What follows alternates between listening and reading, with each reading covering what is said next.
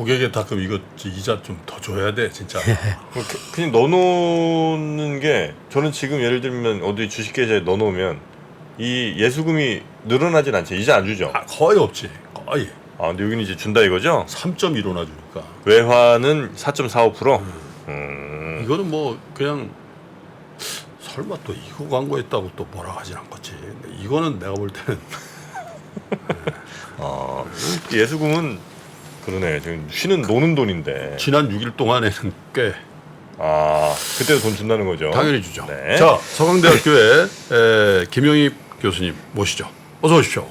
안녕하십니까. 네 반갑습니다. 네 우리 김혜익 교수님. 오랜만에 뵙겠습니다. 예, 오랜만에. 왜 이렇게 젊어지신 것 같은 느낌이죠? 염색인가요 혹시? 예, 염색하고 다닙니다. 그렇습니까? 네.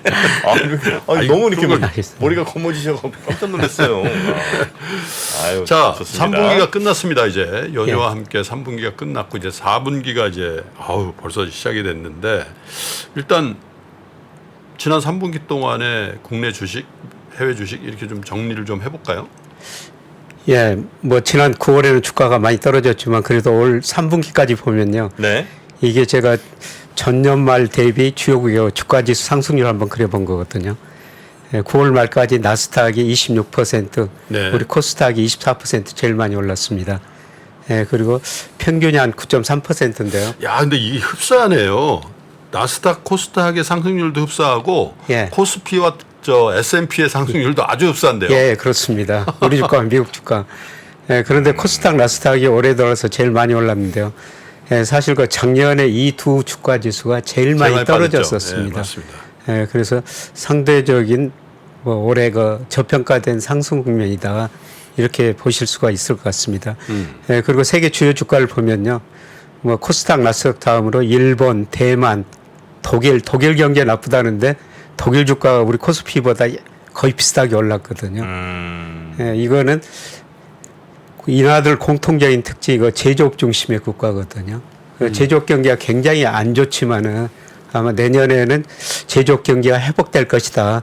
주시장이 미리서 이런 걸 기대하고 제조업 관련 나라들의 주가가 좀 더 많이 오른 것 같습니다. 지금 이거는 작년 연말 대비 연말 대 9월 말까지입니다. 9월 말까지. 예. 물론 이제 나스닥이 뭐지 많이 빠져가지고 저거보다는 좀 빠지긴 했는데. 예.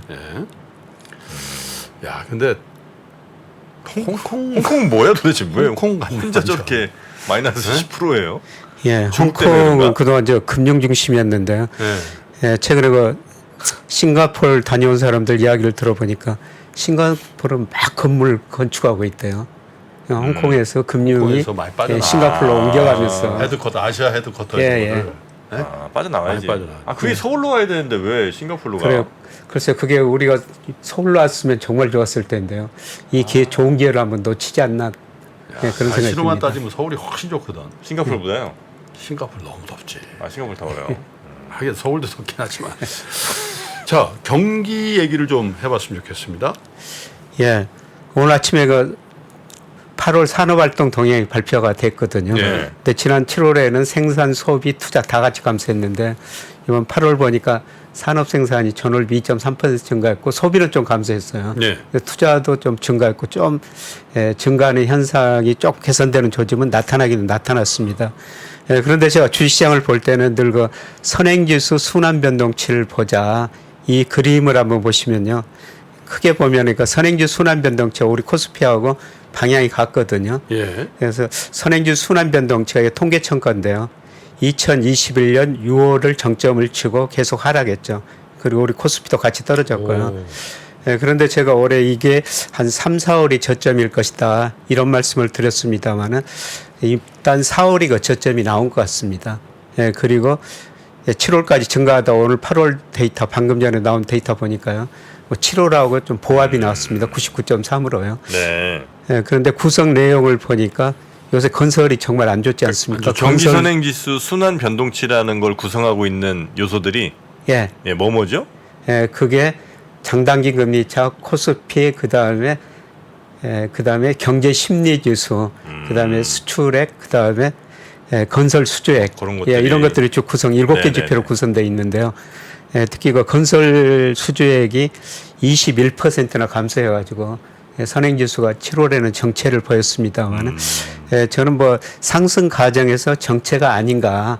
그래서 9월, 10월 뭐 데이터 나오면서 다시 그 선행지수 순환변동치가 증가했으리라고 보고 있습니다. 네. 이게 의미하는 거는 현재의 경기는 나쁘지만은 앞으로 뭐 4분기 내년 상반기 가서는 우리 경기가 뭐 빨리는 회복 안 될 텐데 암만한 회복은 될 것이다.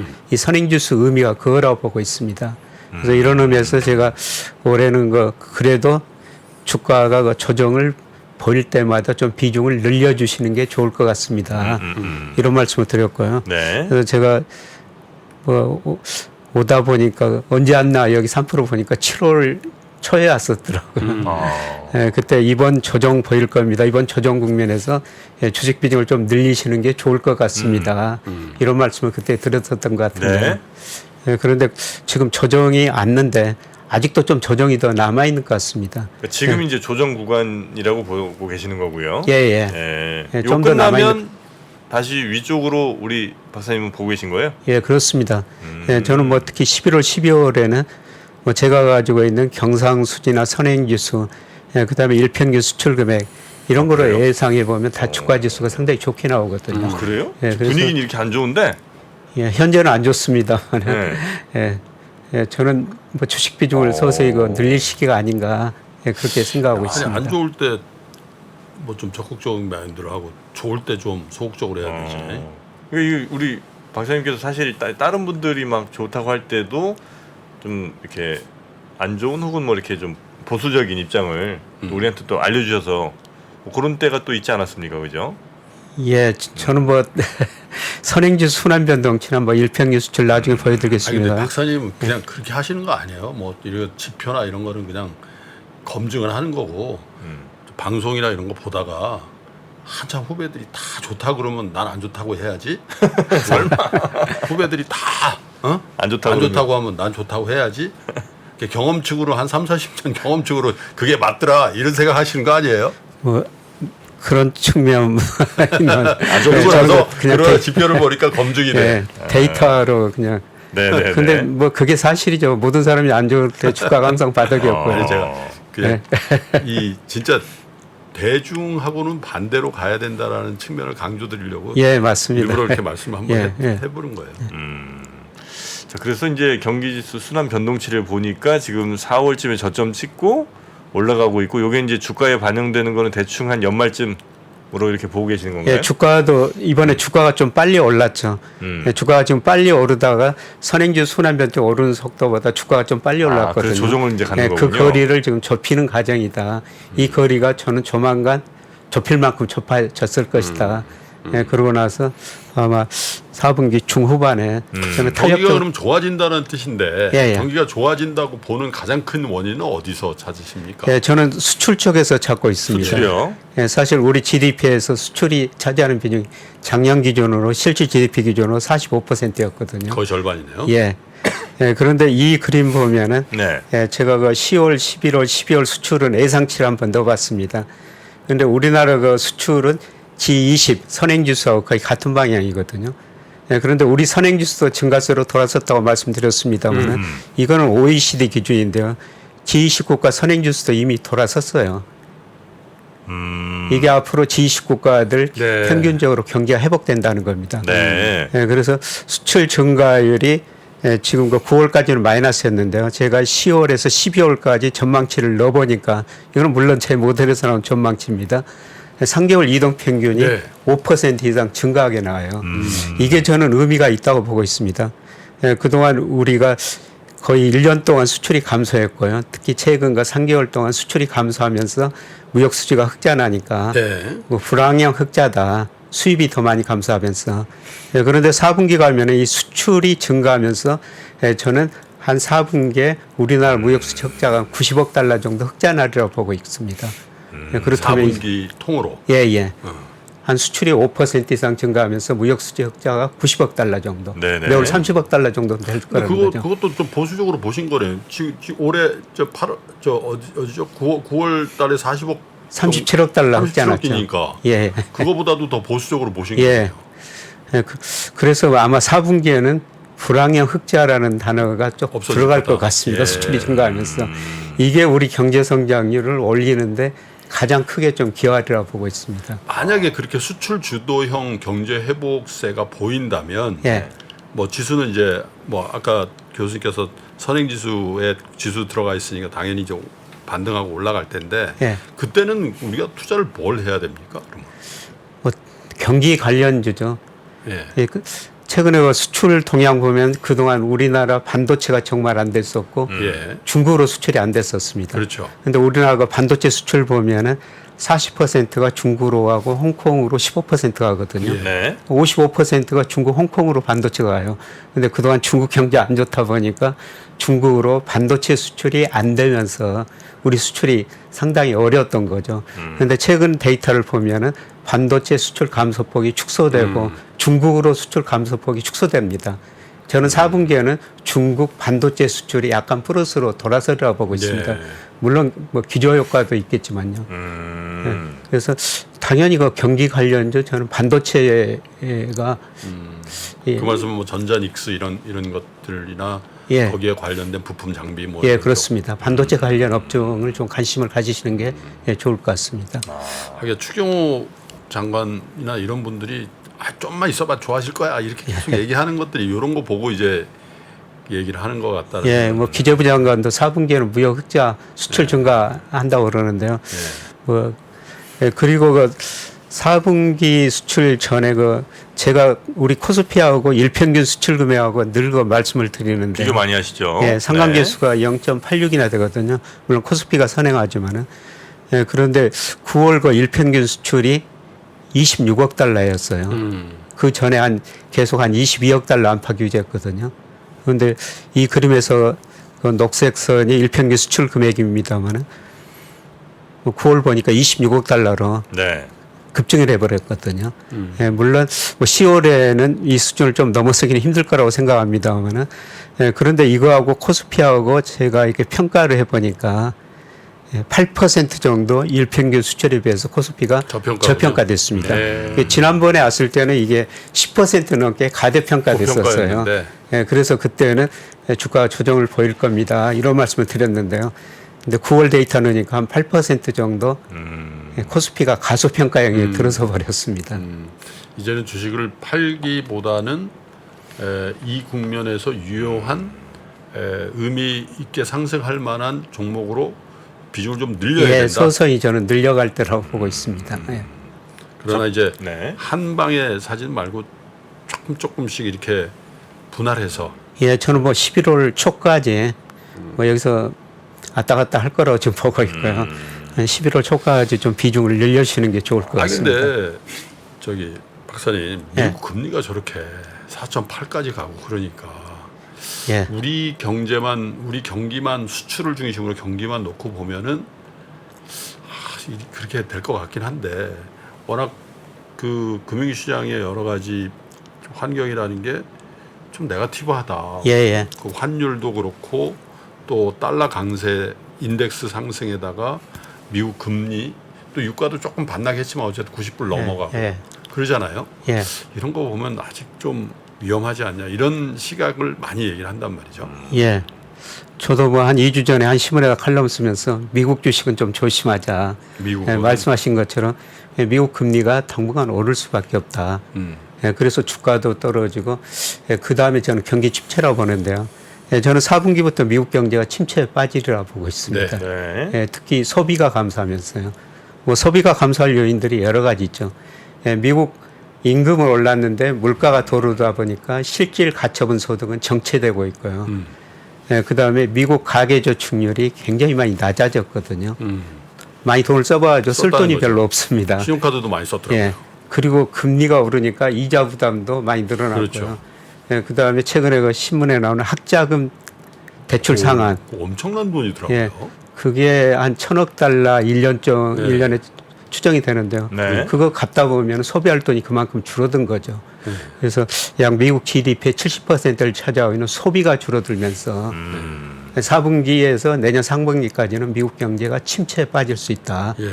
예, 그렇게 되면은 이제 국채 수익률도 뭐 5% 일시적으로 넘을 수도 있지만은 예, 다시 서서히 내려온다. 예, 경기 침체가 오면 국채 수익률 떨어질 수밖에 없다고 생각하고 있고요. 그리고 제가 과연 미국 10년 국채 수익률 적정 수준이 얼마인가 네. 이걸 한번 추정해 보니까요. 70년부터 아주 장기적으로 추정해 보니까 미국의 10년 국채 수익률은 미국의 명목 GDP 성장률하고 거의 비슷해요.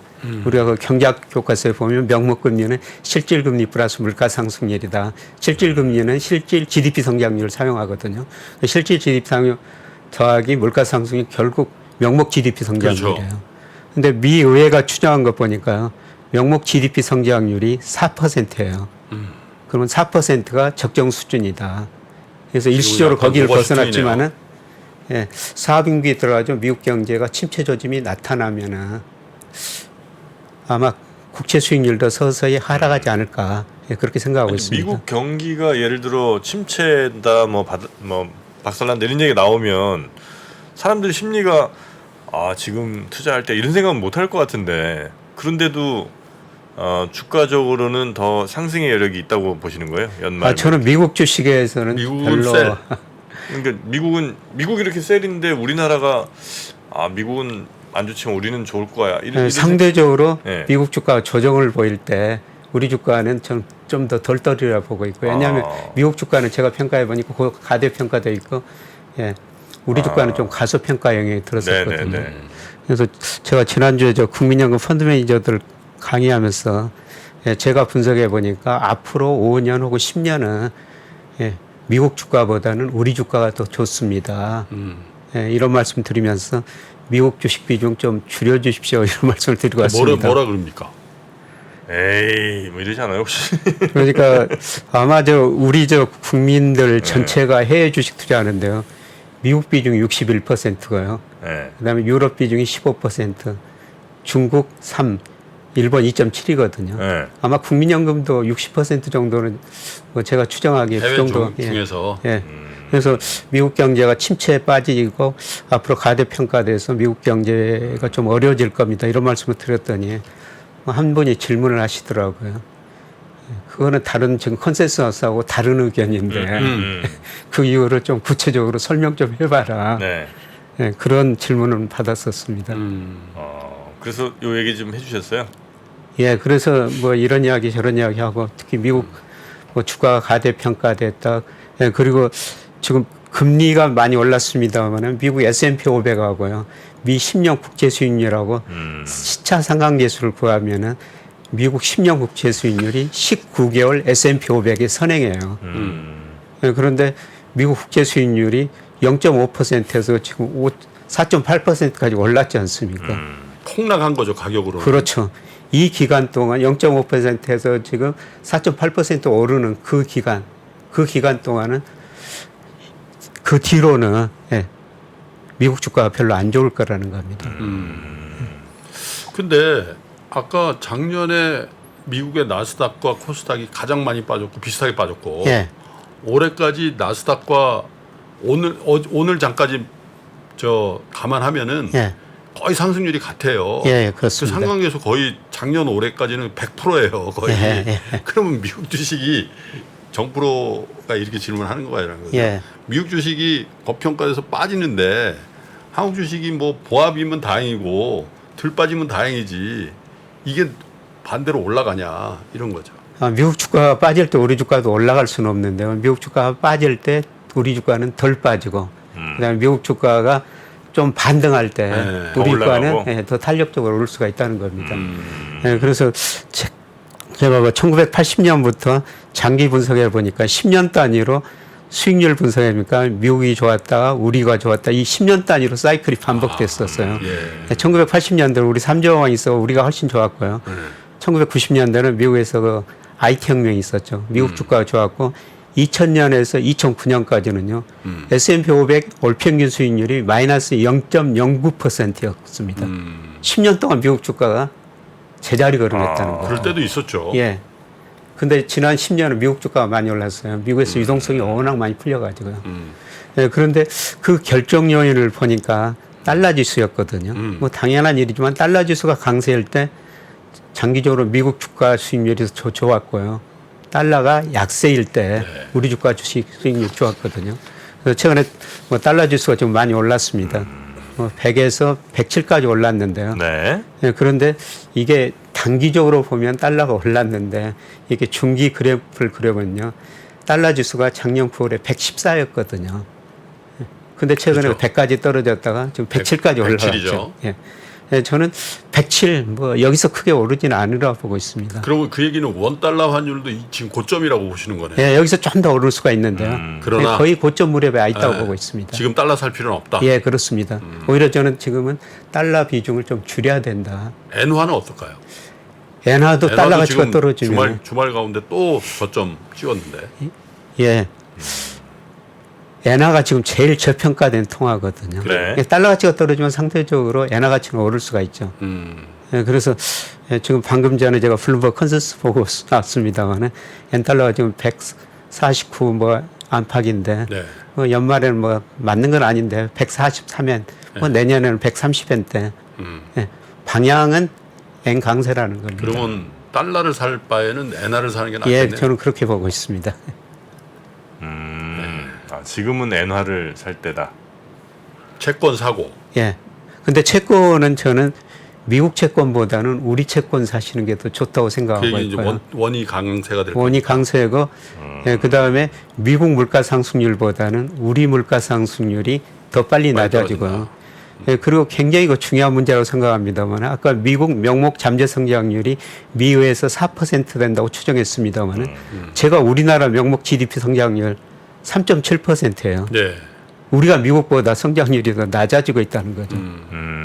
예, 그래서 작년에 우리 10년 국채 수익률이 4.6% 갔다가 지금 4% 정도 3.2까지 떨어졌다 4% 올랐는데요.